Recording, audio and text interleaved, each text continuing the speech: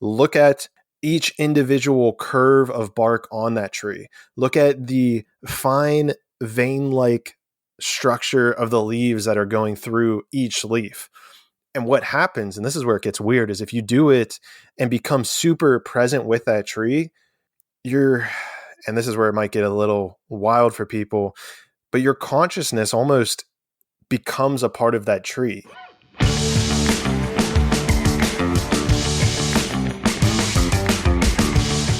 You are listening to Personal Development Mastery Podcast, providing those with the desire to grow with the simple, consistent actions needed to master personal development and create the life they yearn for. I'm your host, 𝗁𝗁𝗺𝗲. A few years ago, I found myself unfulfilled and unmotivated, like I had lost my sense of purpose and my life was merely passing by. Since then, I've been on a continuous journey of personal development that has transformed every aspect of my life. Now, my mission is to inspire you to grow, stand out, and take action towards a purposeful and fulfilling life. In this podcast, I invite myself inside the minds of remarkable entrepreneurs, authors, thought leaders, spiritual teachers, people who share their journey, milestones, and learnings for you to be inspired to grow. In each episode, you will find practical action points that you can implement right now.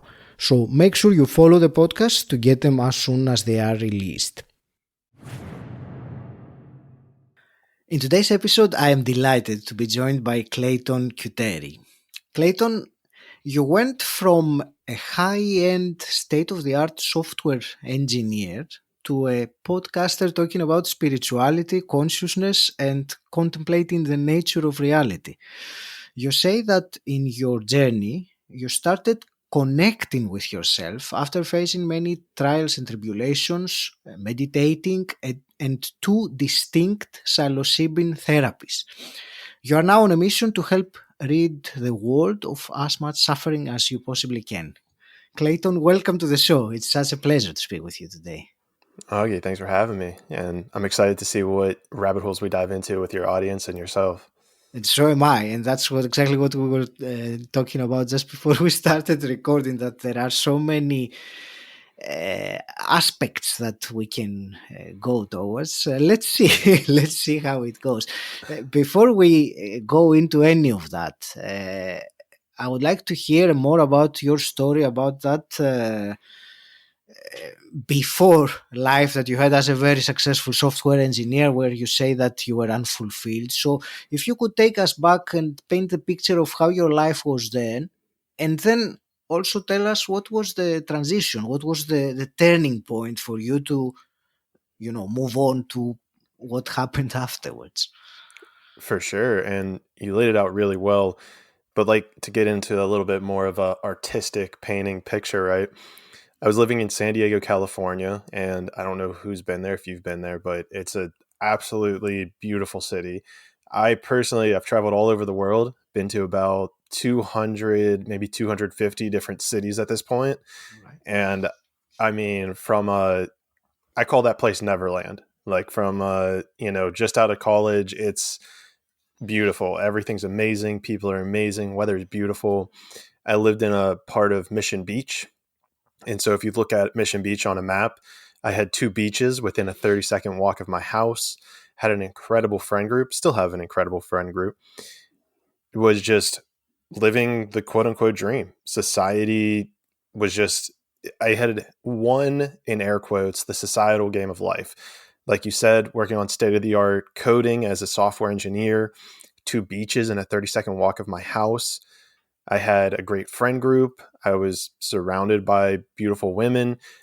We were setting up volleyball every single weekend. And whenever people would start to see the life I was living and I would tell them what I did for work and what I was doing, I got to a certain point where when I would tell them, I would see that they were enjoying that story more than I was enjoying telling it. And you do that enough times where you're like, oh, this is where I live and this is what I do for work. And their eyes light up more than you internally light up. Mm-hmm. That was where these gears kind of started turning a little bit. I had a bizarre falling out with a girl, and that was kind of the first psilocybin ceremony that you alluded to in the opening remarks. Mm-hmm. But then the second one was like the catalyst, really, that really pushed me out. And up until this point, this catalyst moment, for maybe about 2.5 years, I had been saying to myself, anytime I was talking to my parents, talking about how I knew I wasn't where I was supposed to be. I knew that this job was pulling me down, if you will. It was not aiding in my growth or excitement of life. And it was a conflicting war within inside me, because on one hand, you had the entire society. You had people telling you how great and how cool it was that you're a software engineer and you got two beaches, a 30-second walk from your house. Like, this is amazing. This is the life. But then internally, it was a question that I know you've experienced as well of, is this it? Is this the entire life? Is this what I did? Is this why I'm here? Is just to enjoy this? And so I started applying for jobs, but nothing was coming through. There was a couple really cool crypto jobs that were coming across my plate, but nothing was sticking. And this is what led me then to that second psilocybin ceremony, where it was kind of mystical. It was kind of, very enlightening, but the core message, and it still isn't, I still can't fully explain it, Mm-hmm. but the message, somehow it penetrated every single cell of my body, was that I needed to do what I feared most. And what I feared most at the time, being a software engineer with a very logical mindset, who had everything planned out, who was very scheduled, who always made it to the gym on time, was to quit my job without a plan. And whenever I just embodied that feeling, I mean, I can still even remember to this day, after feeling that, it was like the most energized and enlightening and expansive feeling that I've probably still to this date have ever had. And it lasted for probably, at least a week. And, maybe that kind of just raised my baseline. So quite frankly, maybe I'm still vibing off that energy. But so I ended up just quitting my job, traveled the world. Along the way, I started my podcast. And, long story short, I guess that's why we're here talking today. Wow. There were many things out of what you said. One thing, the first thing that I picked up was that you said that you had this inner war inside of you, that you knew that you weren't where you were supposed to be. And I think that is common, and many people experience that. However, not everyone take steps to get out of it. They kind of accept it or try to forget about it, or with any distraction that they can, and they live their life despite knowing that, or having that same feeling that there's something more, there's something else. This is not right. Or so I'm just making that as an observation for anyone who might be listening and kind of relating that I have a feeling that this is it. And there was another thing that I wanted you to speak a bit more about. You said that when you had the second psilocybin ceremony, you were given the message, and you described it like every single cell in your body knew the truth. Excuse me. And the message was to do what you were most afraid of, which was to quit your job without any plan.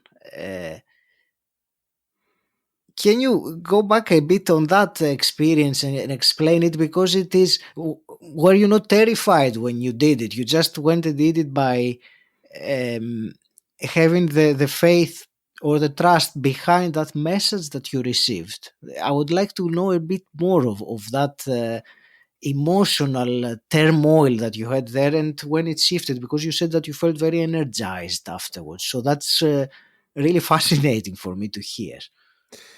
Yeah. So, and even as you're relaying it back to me, I completely understand how crazy that sounds, right? Do what you fear most, jump into the abyss, do the unknown. Like, that is a logically, to the logical, rational mind, that is a very scary thing to embody or to do. And even if I kind of take a step back and look at how my life had progressed up to that point where I wasn't happy, I was stifling myself, I was kind of blocking myself, if you will, from experiencing joy. And it kind of just almost overflowed with this decision. There was this decision that I had made in this space, whether it was conscious or subconscious or a different dimensional energy that had penetrated me, whatever it was, it almost unlocked that feeling of joy. And it was bizarre because whenever I was feeling it and experiencing it, I was kind of getting bombarded with all of these messages that have kind of leaked into society, if you will, but I haven't fully grasped. So it was like, the do what you fear most, of course, but I'm losing my train of thought now. It was like, do what you fear most. It was find, live as if, this is the last day on earth, or, and I think that's probably a big one too, we could sit on for a second, because many people hear that, like, right? Like, if I was to die tomorrow, did I do everything that I wanted to do? Am I living the life that I was supposed to live? And if majority of people, and maybe not the majority of people who listen to your podcast, but majority of people in the world looked at themselves in the mirror, unequivocally, I would argue that they would probably say no. They would probably say that they had regrets. They wish they did something. They wish they traveled somewhere. They wish they would have said something to someone. And it's almost as if that rational brain attaches to fear and then prevents us from exploring that empathetic and energetic self. And I don't want to bash the rational mind, because I think it's very powerful in many ways. But I believe in, at least in Western civilization for sure, and by Western civilization, I mean the United States, we have this over saturation or this over enjoyment with indulging ourselves in the physical world, from material things to ego identification with position or authority. And even kind of what you were saying, and I was kind of thinking about this when you were talking about that initial point of interest, which was like that inner war. And this is where it gets really interesting with the idea of meditation, is that majority of people, when they hear the word meditate, they think of, probably a Buddhist monk sitting on their, sitting on a cushion with their eyes closed in a forest, just not thinking about anything. And in reality, that's only one form of meditation. In reality, you can meditate. What's it called? I think it's called extroterocept, and then there's introcept, introceptive and extroceptive. I might be butchering those words, but the fundamental point being is that Buddhist monk vision is introcepting. It's looking inward. It's looking at that inner world. And then exteroceptive is looking at the outer world, looking at the world around you.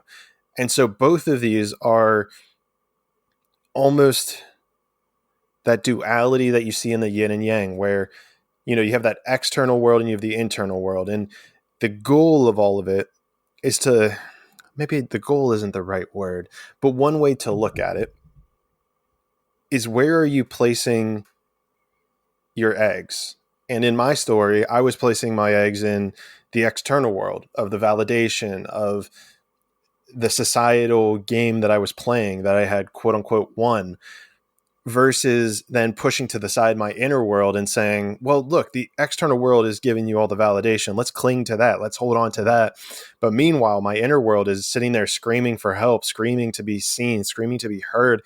And I think that, I guess at this current time, I believe that there has to be a way, or that we need to find a way to bring both of those worlds in alignment. There's a there's a way to have the external world being mirrored by that internal world.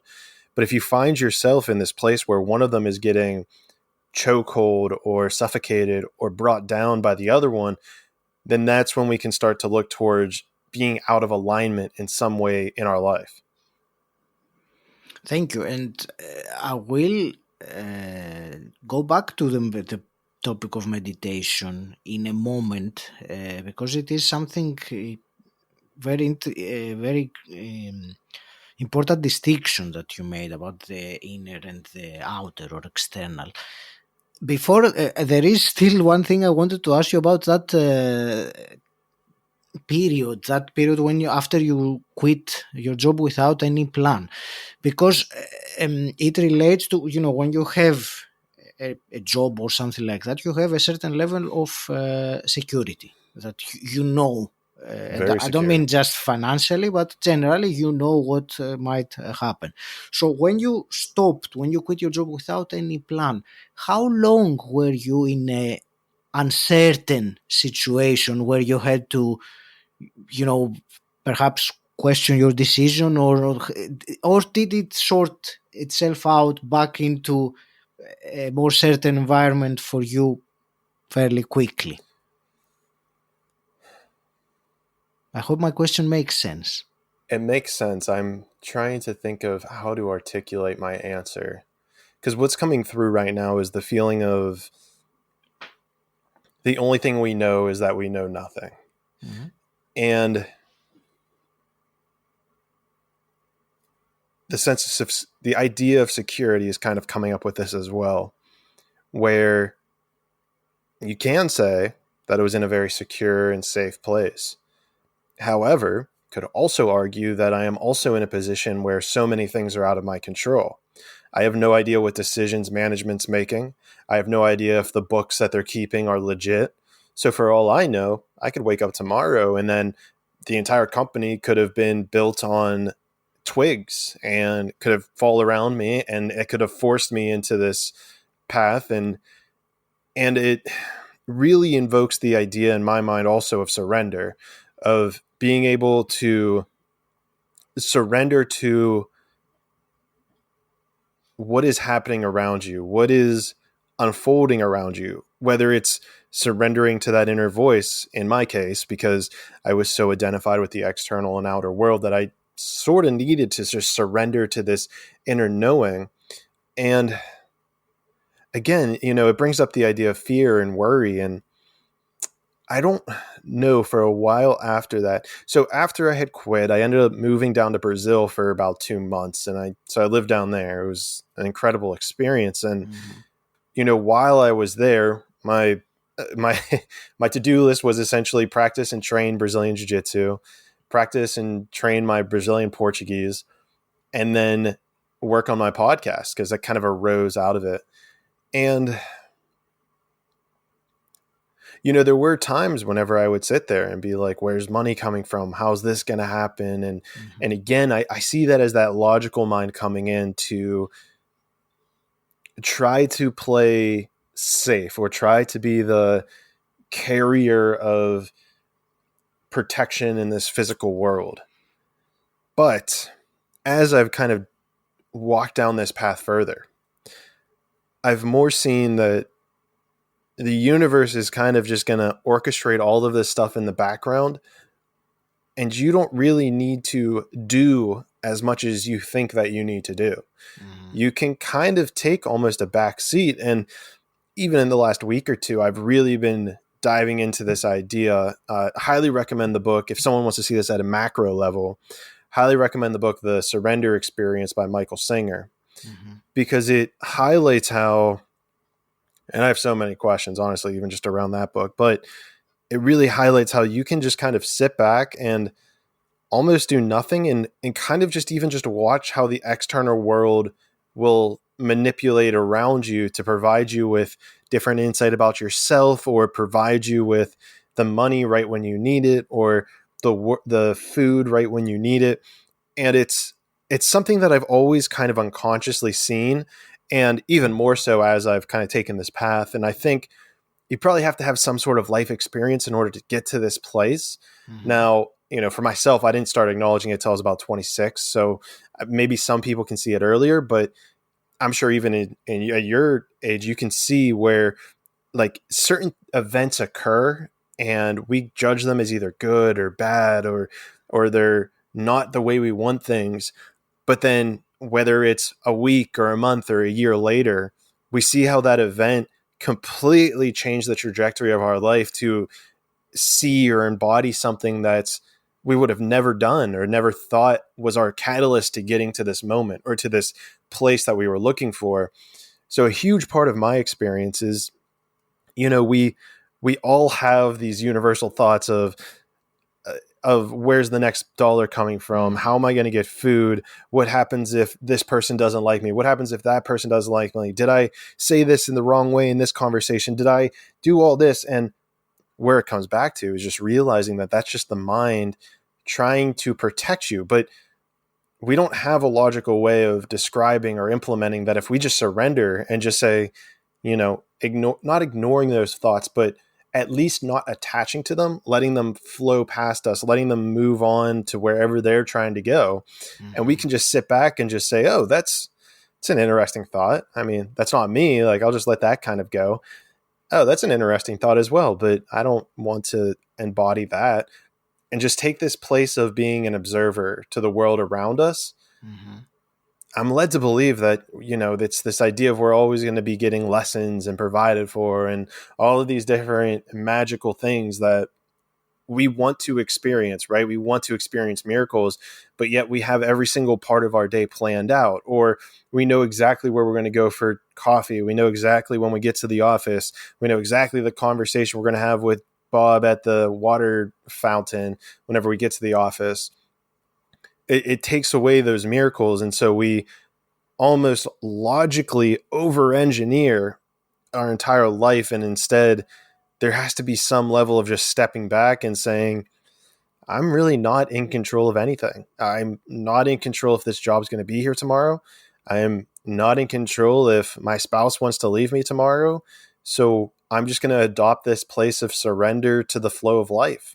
I'm going to embody that energy of water and allow myself to shape and mold and move with whatever life situations are going to present me with.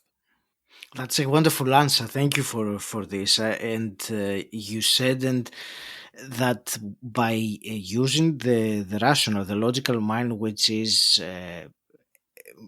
its role is to protect us, to keep us from harm, to keep us alive, right, rather than thriving.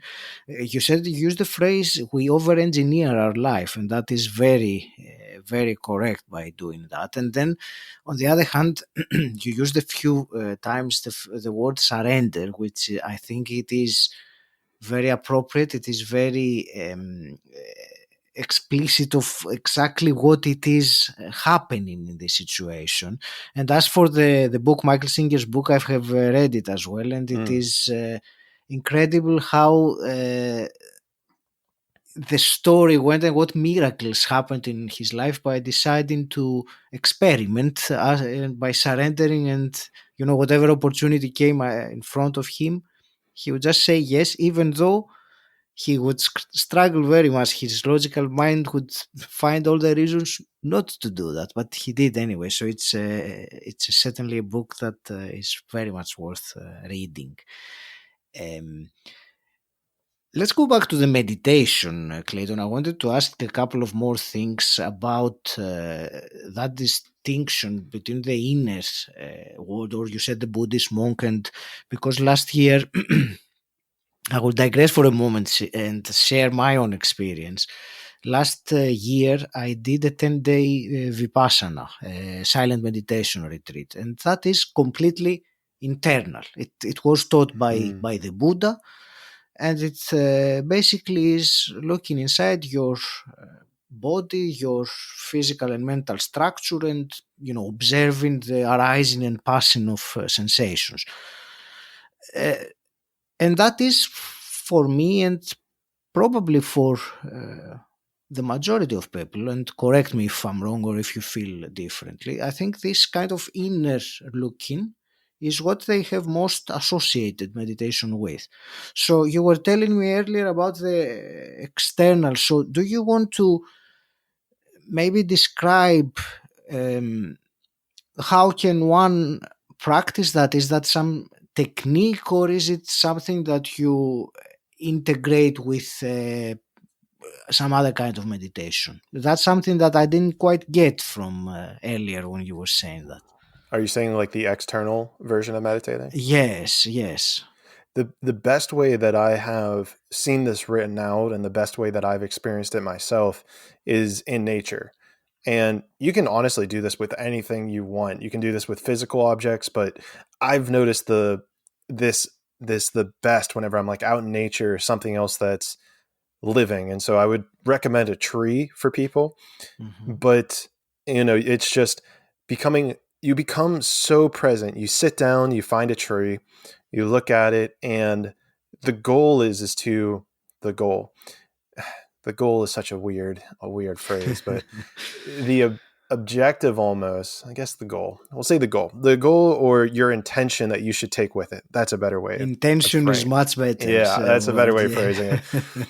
The intention that I would give you to look at this is find a tree, sit down in a comfortable position, and then find all the little details of that tree. And I'm saying get down to the almost anatomic level, if you will, of what you're able to see with that tree.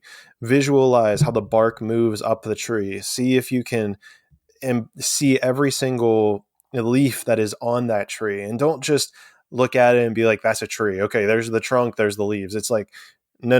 It's like, look at the root system. Look at each individual curve of bark on that tree. Look at the fine vein-like structure of the leaves that are going through each leaf.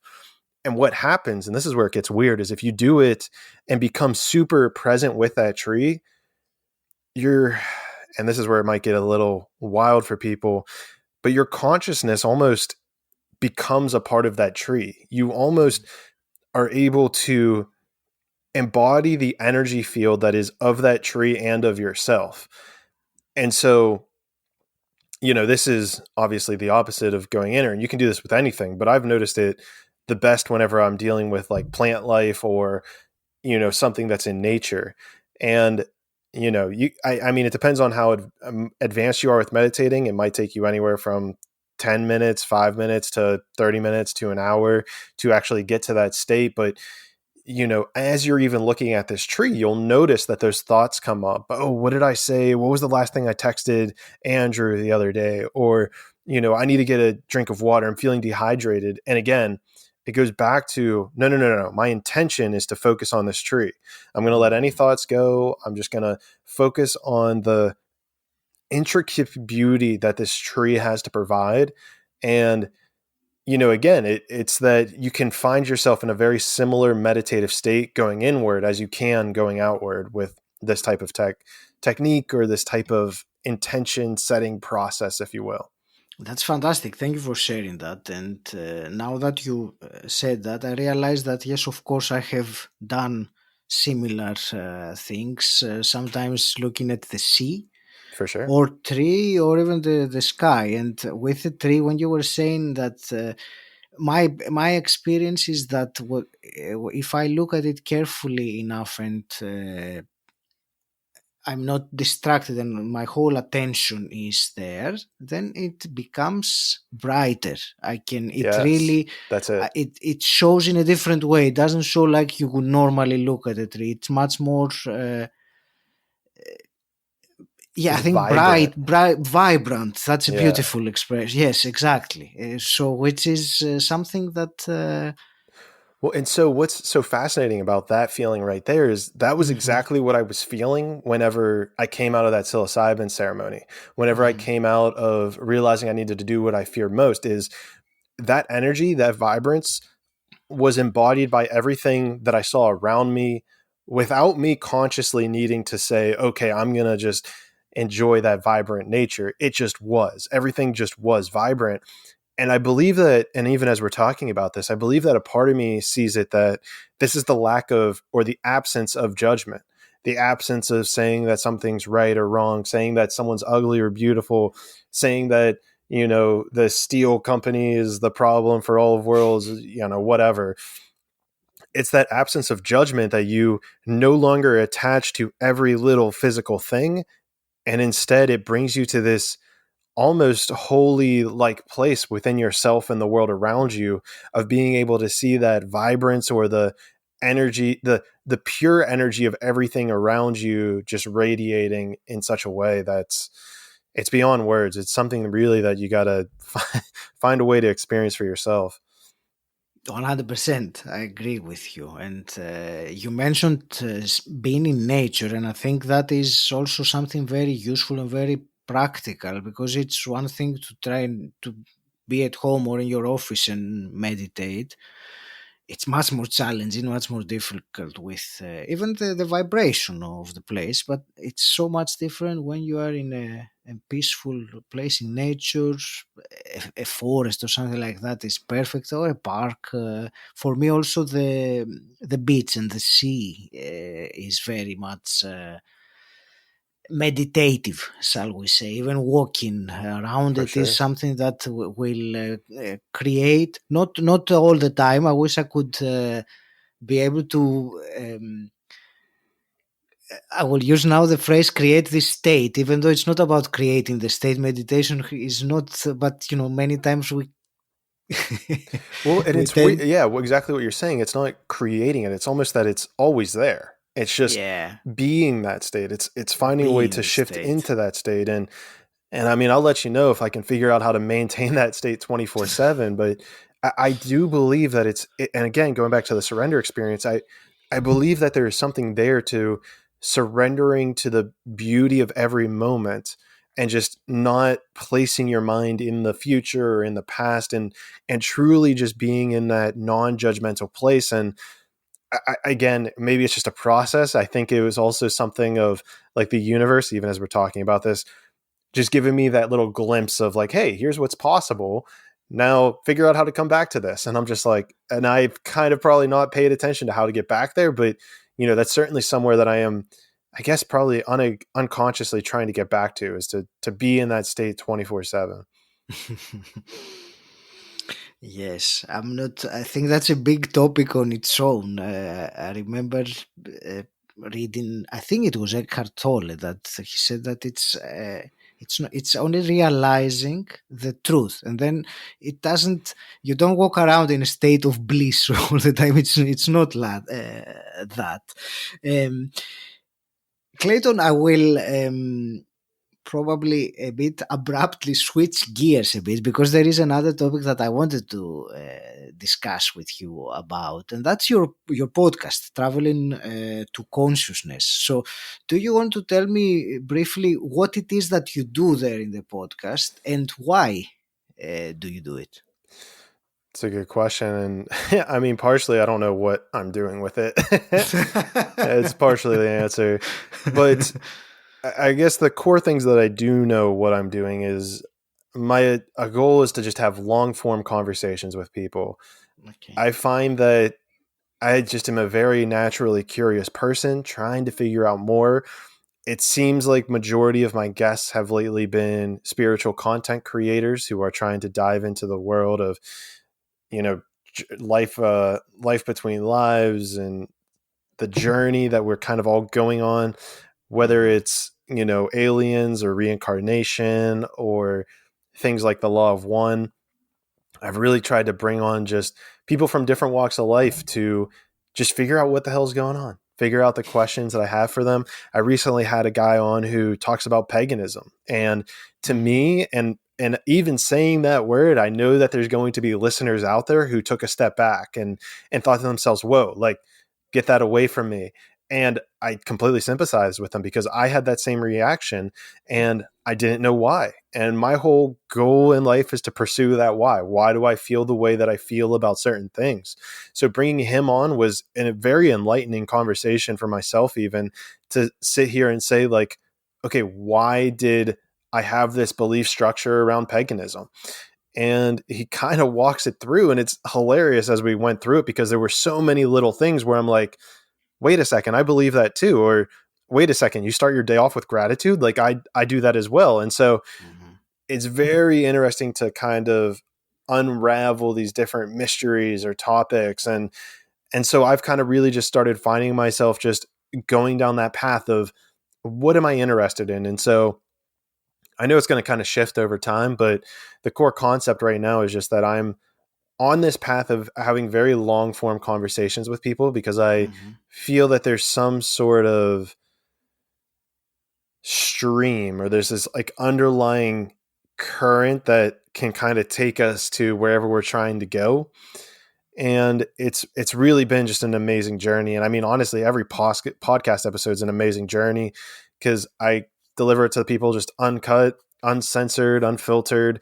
It's completely raw. It's, we press record and I press upload. So that's really the extent of editing, maybe plus or minus a few ads that I throw in. But for the most part, everything's there. And yeah, it's a beast. It's a beast of an animal to create, and I don't really know what the future holds for it. I do want to get different people on from different areas, but right now I'm kind of just following what my intuition and my heart is having me explore. That's a beautiful answer, and it kind of brought me back. I don't know how long have you been doing this particular podcast? About a year and a half. Okay. Yeah.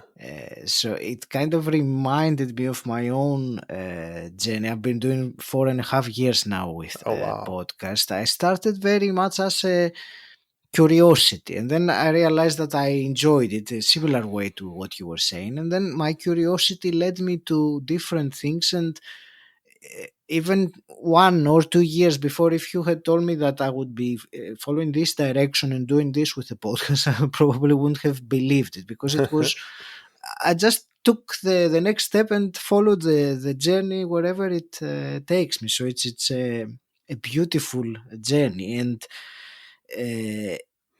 you have some very intriguing topics for the people who want to really explore. And tell me, it sounds like quite I don't know if niche is the right word for it. In some ways it is, but is there some kind of, well, I'm trying to figure out the best way to describe my question would be along the lines of, who is it that you make the podcast for, apart from yourself? Of course you do it, and is I was going there to say someone myself. I have a buddy who actually lives out in San Diego, and when you get into the space of creating something, whether it's a product or a business or in this case a podcast, they tell you to develop what they call an avatar, which is like kind of a person who you're creating this thing specifically for. And so I did have a friend out in San Diego who I used to at least more so visualize like I'm making it for this person. Right. But even more so as I've been diving kind of through this and, in this, I've kind of really just been relying on my intuition. I've just kind of been keeping it super, the word basic isn't simple. I've been keeping it super simple in terms of, okay, I just want to keep it long form. And I just want to talk to people who I find interesting, and and not even just that I find interesting, but I also need to see a way that we're going to be approaching this topic together.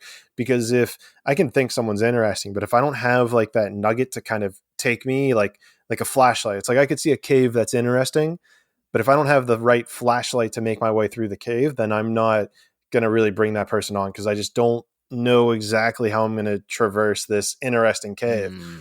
And so it's interesting because it started off, if you go back to the early episodes, it was kind of just my friend group. And then it transitioned into spirituality at a general level. And then it kind of transitioned into spiritual content creators. And so now I'm still kind of in the spiritual content creators, but for some reason I have a feeling it's going to start heading towards a conspiracy direction. But again, I don't really know. I mean, I'm going to ride out the spiritual content creators, I guess, as long as the energy is telling me to. And it's interesting, just like you're saying, the idea of it being a niche. I guess I view it almost as I'm picking up people along the way. So I'm sitting in the spiritual content creator route for a while, and maybe the next is the conspiracy, theory, and I'll have on, a bunch of people from that rabbit hole, and we'll see how, that'll pick up people. And I really don't know. I'm kind of, and this goes back to what we were talking about earlier, I'm kind of just in that place of surrender, and wherever the universe is going to take me, it's going to take me. I have goals and aspirations, but I'm very much just going to take my hands off the wheel and let that flow of life just direct the podcast wherever it needs to go. I like it.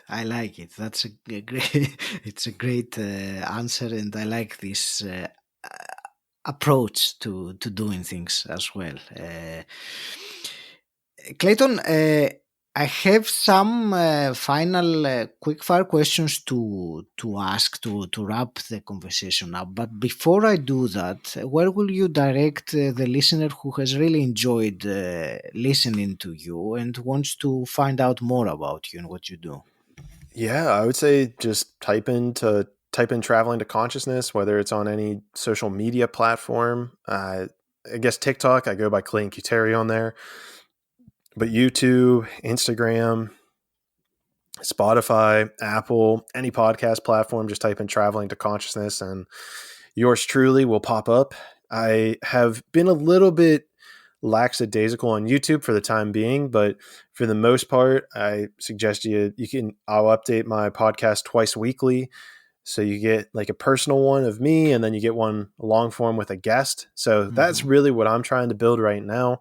I also have my own personal app. So if you're on the iOS or Google Play Store, definitely check out the Traveling to Consciousness app where you get everything. And I release articles there. I release a lot more stuff. And then there's like extra content that I've put behind a paywall, or even the ad-free version of my podcast if you don't like the interruptions that occur every 15 or 20 minutes on the podcast. So that's kind of my deal. That's kind of what I'm doing. And yeah, interested for your questions, but I know I have a tendency to give long answers, so I'll try to keep them as condensed as I can.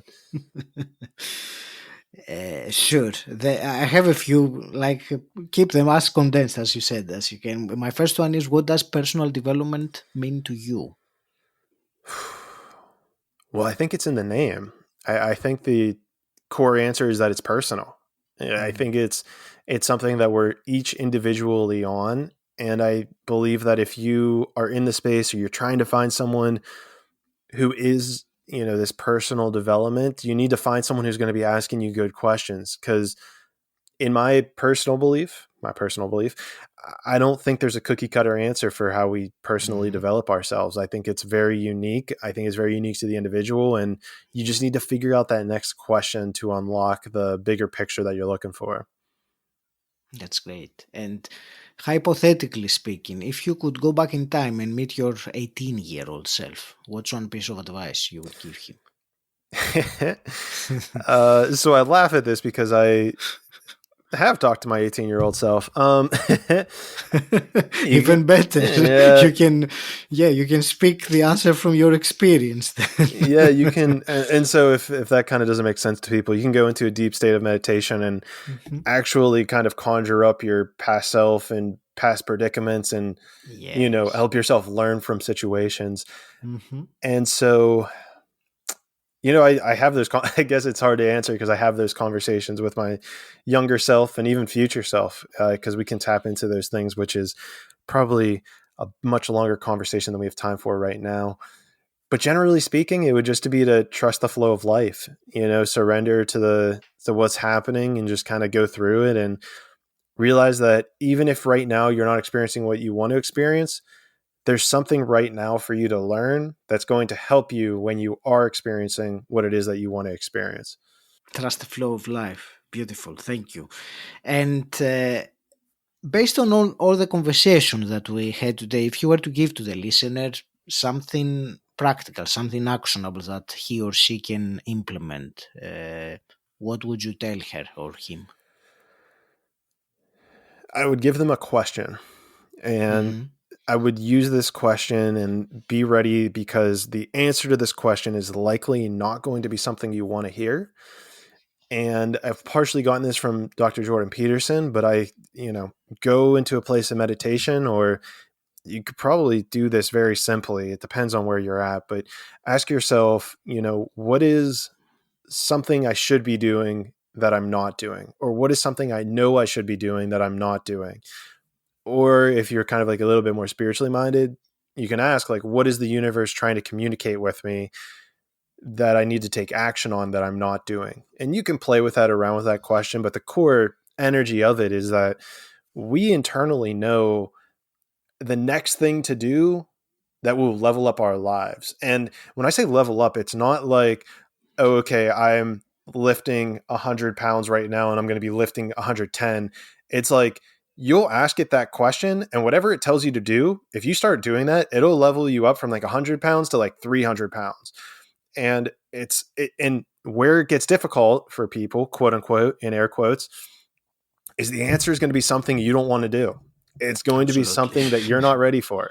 It's going to be, and it's something I'm kind of dealing with right now, because my personal answer to that question is to become more scheduled and be a little bit more rigid, right? Because as I've been taking you on this journey, like I was very rigid and now I'm like in the flow, but then it's like now telling me to go into this schedule, and I've been dealing with some resistance in that scheduling. So I know that that's like the next thing. Like I logically know this. So like I am not perfect. I know that is the thing that's going to take my life from where it is now and exponentially double it or triple it or whatever it's going to do. Yet I still even feel that internal resistance to creating that schedule. So this is a great way even for you to get into the viewpoint of like what resistance is. Like you're going to hear this thing and I promise you that you'll resist it. If you're not resisting it, then it's not the right answer. Your ego is probably answering that question. So if you hear an answer and you're like, I don't want to hear that, then that's definitely the thing that you need to do. Yeah. Absolutely. That's a great question. And thank you for sharing it with us, Clayton. I want to thank you very much for a fascinating conversation. I really enjoyed it. And I want to wish you all the very best with your plans, your intentions about the future and your mission, really. So any last parting words from you? I appreciate the space, Augie. Thanks. I mean, I have a feeling we're going to talk to each other again in the future. I'm not sure when, but I am grateful for you having me on your podcast. There we go. Get that out. And I guess just popping into my mind now, I'm going to be hosting a yoga retreat in the beginning of May. So, click on my link tree and go check that out. And I know it'll be in the description of any of my podcast episodes. So if you want to learn more about this meditation stuff, let's do it in person.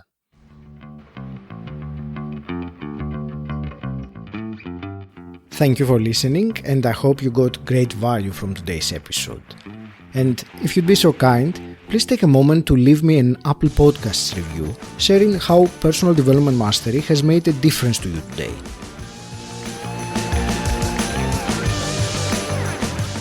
Until next time, stand out, don't fit in,